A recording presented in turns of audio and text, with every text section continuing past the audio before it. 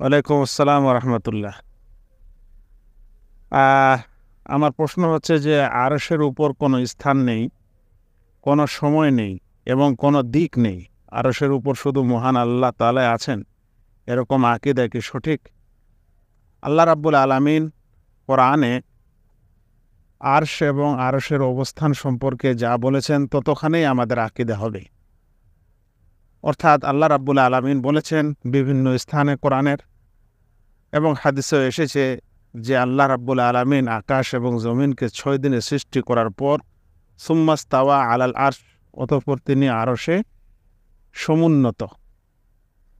অন্য স্থানে বলেছেন আর রহমান আল্লাহ আরশিস্তাওয়া, রহমান আরশে সমুন্নত।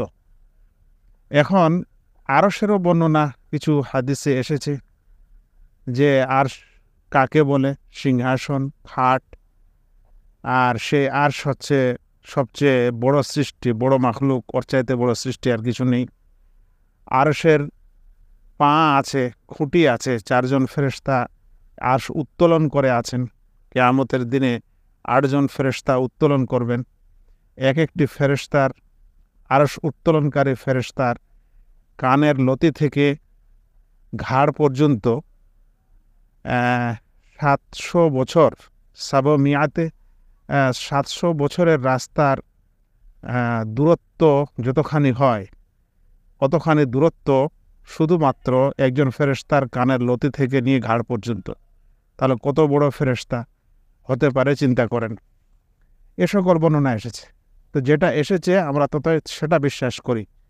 কিন্তু এই যেই কথা বলা হলো যে সময় নেই, তারপরে কোনো কি বলে যে দিক নেই, হদুদ নেই, এ সকল কিছু হচ্ছে আহলে কালামদের তথ্য।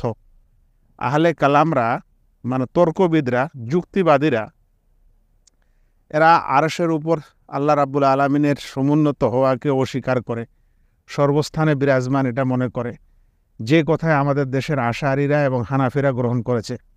সেজন্য তারা ঘুরে ফিরে আগে প্রথমে যুক্তি খাড়া করে, তারপরে তখন এ সকল কিছুকে বোঝার চেষ্টা করে। ওই কথায় বলবে যে আরশের উপর সমুন্নত করে দিলে আল্লাহ তাআলাকে আপনারা চারিদিক থেকে ঘিরে দিলেন, দিকের মধ্যে নির্ধারণ করে দিলেন, হ্যান ত্যান যা বলতে থাকে। এ সকল তথ্য না আমাদের রসুল বলেছেন, না কোনো সাহাবী বলেছেন, আর না কোনো আমাদের কোনো সালাফ থেকে এগুলো বর্ণিত হয়েছে।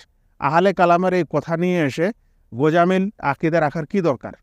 আল্লাহ রাব্বুল আলামিন আরশে আছেন, আছেন কিভাবে সেটা আমাদের সালাফরা বলতেও নিষেধ করেছেন। ওয়া সুয়ালু আনহু বিদআহ, এর সম্পর্কে প্রশ্ন করা বিদআতি প্রশ্ন।